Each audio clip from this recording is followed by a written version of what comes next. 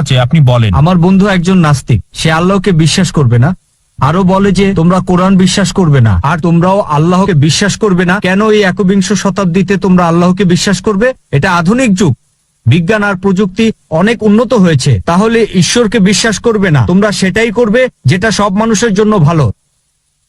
ধন্যবাদ। নাস্তিক বন্ধুর পক্ষ থেকে প্রশ্ন করলেন, এই বিজ্ঞান আর প্রযুক্তির যুগে সৃষ্টিকর্তাকে বিশ্বাস করব কেন, বরং ভালো মানুষ হওয়ার চেষ্টা করব। আমি প্রথমে যে কাজটা করব, আপনার বন্ধুকে অভিনন্দন জানাবো। কেন? কারণ দুর্ভাগ্যজনকভাবে বেশিরভাগ মানুষই অন্ধভাবে বিশ্বাস করে। এই লোক হিন্দু, কারণ তার বাবা হিন্দু। ওই লোক খ্রিস্টান, কারণ তার বাবা খ্রিস্টান। আবার কেউ হয়তো মুসলিম, কারণ তার বাবা মুসলিম। আপনার এই নাস্তিক বন্ধু এটা নিয়ে চিন্তা করেছে। আগে তার একটা ধর্মীয় পরিচয় ছিল, তবে সে মানতে পারেনি তার বাবা মা যে ঈশ্বরের উপাসনা করে, তাকে সে ঈশ্বর মানতে পারেনি। এখন আমি তাকে অভিনন্দন জানাচ্ছি, তার কারণ আপনার বন্ধু ইসলামিক শাহাদার প্রথম অংশটা বলেছে লা ইলাহা, কোনো উপাস্য নেই। এখন আমাকে তার সামনে প্রমাণ করতে হবে যে ইল্লাল্লাহ, আল্লাহ ব্যতীত, সেটা আমি করবো ইনশাআল্লাহ। তাহলে এখানে অর্ধেক কাজ হয়ে গেছে। অন্যান্য অমুসলিমের ক্ষেত্রে প্রথমে আমাকে প্রমাণ করে দেখাতে হবে যে নকল ঈশ্বরের উপাসনা করছে সে, তারপর আল্লাহ তাআলার অস্তিত্ব প্রমাণ করতে হবে। আর এই অমুসলিম হচ্ছে নাস্তিক। আমার অর্ধেক কাজ হয়ে গেছে, সে অলরেডি ইসলামিক শাহাদার প্রথম অংশটা বলেছে লা ইলাহা, কোনো উপাস্য নেই। এখন প্রমাণ করতে হবে ইল্লাল্লাহ, আল্লাহ ব্যতীত, সেটা আমি করবো ইনশাআল্লাহ। বললেন যে আপনার বন্ধু বিজ্ঞান প্রযুক্তিতে বিশ্বাস করে আর পৃথিবী এগিয়ে যাচ্ছে। আমি তাকে একটা প্রশ্ন করতে চাই। ধরুন একটা নতুন যন্ত্র তার সামনে রাখা হয়েছে, যেটা পৃথিবীর কোনো মানুষ আগে দেখেনি।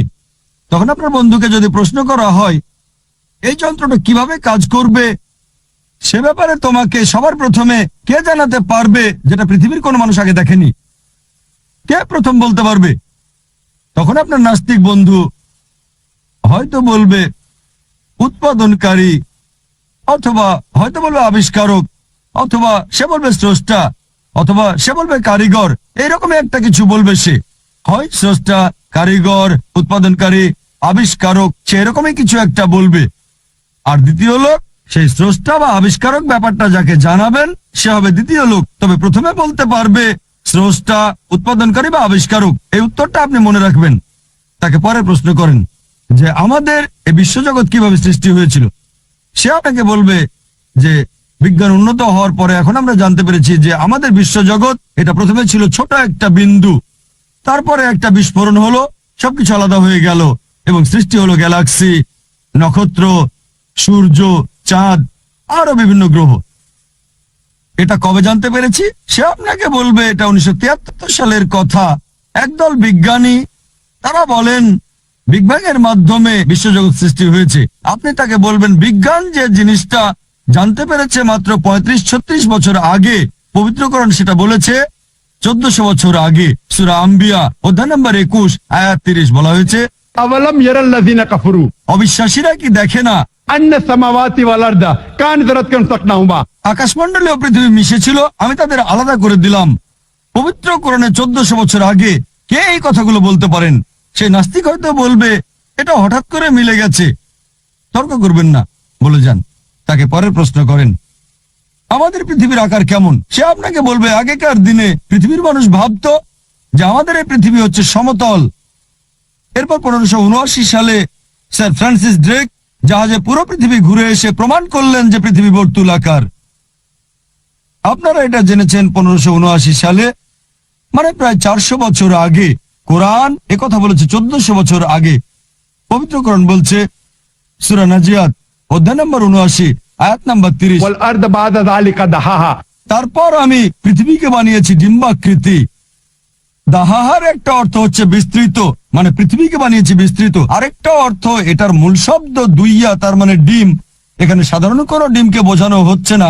এখন আমরা জানি যে পৃথিবী বলের মতো গোলাকার নয়, এটা পূর্বে আর পশ্চিমে চাপা। পৃথিবী দেখতে অনেকটা বর্তুলাকার। আর আরবি শব্দ দাহাহা দিয়ে সাধারণ কোনো ডিমকে বোঝানো হচ্ছে না, নির্দিষ্ট করে বলা হয়েছে উট পাখির ডিমকে।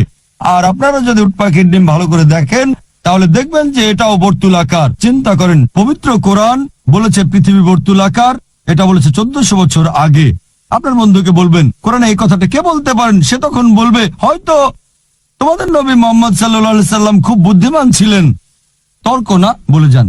তাকে বলেন চাঁদের আলোটা তার নিজস্ব নাকি প্রতিফলিত আলো? আপনার বন্ধু তখন বলবে আগেকার দিনের মানুষ ভাবতো চাঁদের আলোটা তার নিজস্ব আলো। এই কিছুদিন আগে, 100 বছর আগে, 200 বছর আগে, 300 বছর আগে আমরা জানতে পেরেছি যে চাঁদের আলোটা তার নিজস্ব আলো নয়, প্রতিফলিত আলো। আপনারা যেটা জেনেছেন কিছুদিন আগে, কোরআন সেটা বলেছে 1400 বছর আগে। সূরা ফুরকান অধ্যায় নম্বর 25 আয়াত নম্বর 61 কোরআন বলছে সূর্যের আলো তার নিজস্ব আলো, আর সেখানে চাঁদের আলোকে বলা হয়েছে মুনির বা নূর, মানে ধার করা আলো, প্রতিফলিত আলো। কে এই কথা বলতে পারে 1400 বছর আগে যে চাঁদের আলো তার নিজস্ব আলো নয়, প্রতিফলিত আলো? সে কিছুক্ষণ চুপ থেকে হয়তো বলবে আচ্ছা হতে পারে, তোমাদের নবী খুব বুদ্ধিমান লোক ছিলেন, তর্ক না, বলে যান।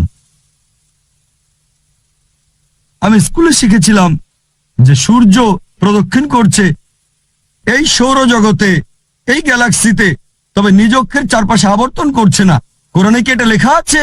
না, আমি এটা পড়েছিলাম স্কুলে 1982-তে। স্কুলে 1982, 27 বছর আগে আমি পড়েছিলাম যে সূর্য স্থির থাকে, কিন্তু পবিত্র কোরআন বলছে সূরা আম্বিয়া অধ্যায় 21 আয়াত নম্বর 33, هو الذي خلق الليل والنهار আল্লাহ সৃষ্টি করেছেন রাত ও দিন, والشمس والقمر সূর্য ও চন্দ্র, كل في فلك يسبحون। প্রত্যেকেই বিচরণ করে তার নিজ নিজ কক্ষপথে। আরবি শব্দ ইয়াসবাহুন, এটা দিয়ে চলন্ত কোনো কিছুর গতিকে বোঝানো হয়। কোরআন বলছে সূর্য আর চাঁদ প্রদক্ষিণের পাশাপাশি তাদের নিজ অক্ষের চারপাশে আবর্তিত হচ্ছে। আর বিজ্ঞান এখন জানতে পেরেছে যে নিজ অক্ষের চারপাশে ঘুরে আসতে সূর্যের প্রায় 25 দিন সময় লাগে। কোরআনে এই কথা কে বলতে পারেন 1400 বছর আগে? যেটা বিজ্ঞান জেনেছে সেদিন, হয়তো 20 বছর আগে, 30 বছর আগে। সে কথা বলবে না, উত্তরের অপেক্ষায় থাকবেন না, আপনি বলে যান। কোরআন বলছে আকাশের কথা। আল্লাহ তাআলা আকাশকে বানিয়েছেন সুরক্ষিত ছাদ, এটা ছাড়া পৃথিবীতে প্রাণী বাস করতে পারতো না। সূরা আম্বিয়া অধ্যায় নম্বর 21 আয়াত নম্বর 32 কোরআন বলছে পানিচক্র সম্পর্কে, এটা অনেক জায়গায় বলা হয়েছে। সূরা জুমার অধ্যায় নম্বর 39 আয়াত নম্বর 21, সূরা রুম অধ্যায় 30 আয়াত 24, সূরা হিজর অধ্যায় 15 আয়াত 22, সূরা মুমিনুন অধ্যায় 23 আয়াত 18, সূরা নূর অধ্যায় 24 আয়াত 40, সূরা আরাফ অধ্যায় 7 আয়াত 57। অনেক জায়গায় পবিত্র কোরআনে পানিচক্র সম্পর্কে একেবারে বিস্তারিত বলা হয়েছে। কে 1400 বছর আগে এই কথাগুলো বলতে পারেন? সে কথা বলবে না, সমস্যা নেই, আপনি বলে যান। কোরআন বলছে বায়োলজি সম্পর্কে, কারণ আমি সবকিছু সৃষ্টি করলাম পানি থেকে। কোরআন বলছে বোটানি সম্পর্কে, যে আমি সব গাছপালা সৃষ্টি করেছি জোড়ায় জোড়ায়, তার মানে হচ্ছে দুটো লিঙ্গ, পুরুষ ও স্ত্রী। সূরা তাহা অধ্যায় নম্বর 20 আয়াত নম্বর 53 কোরআন বলছে প্রাণীদের সৃষ্টি করা হয়েছে পানি থেকে। সূরা নূর অধ্যায় নম্বর 24 আয়াত নম্বর 45 কোরআন বলছে যে মানুষও সৃষ্টি করেছে পানি থেকে। সূরা ফুরকান অধ্যায় নম্বর 25 আয়াত নম্বর 54। এছাড়াও কোরআন বলছে জেনেটিক্স নিয়ে, যে পুরুষের শুক্রাণুই সন্তানের লিঙ্গ নির্ধারণ করে। সূরা নাজম অধ্যায় নম্বর 53 আয়াত 45 ও 46। এছাড়াও সূরা কিয়ামা অধ্যায় নম্বর 75 আয়াত 37 থেকে 39 কোরআন বলছে ভ্রূণবিদ্যা সম্পর্কে। কোরআন বলছে জিওলজি সম্পর্কে, বলছে সমুদ্রবিদ্যা সম্পর্কে। এ বিষয়ে কয়েক ঘন্টা লেকচার দিতে পারি। কোরআনের বৈজ্ঞানিক তথ্য বলার পরে আপনার বন্ধুকে আপনি বলেন কোরআনে কে এই কথাগুলো 1400 বছর আগে বলতে পারে, সে তখন একটা উত্তরই দেবে, সেটা স্রষ্টা, উৎপাদনকারী, কারিগর, আবিষ্কারক। এই স্রষ্টা, এই উৎপাদনকারী, এই কারিগর, আমরা মুসলিমরা তাকে বলি আল্লাহ, বলি স্রষ্টা। বর্তমানের বিজ্ঞান ঈশ্বরকে বাদ দিচ্ছে না, ঈশ্বরের কিছু মডেলকে বাদ দিচ্ছে। লা ইলাহা ইল্লাল্লাহ। এ কারণে একজন বিখ্যাত দার্শনিক ফ্রান্সিস বেকন তিনি বলেছেন, বিজ্ঞান সম্পর্কে অল্প জানলে আপনি হবেন নাস্তিক, তবে বিজ্ঞান সম্পর্কে বেশি জানলে সৃষ্টিকর্তার কাছাকাছি চলে আসবেন।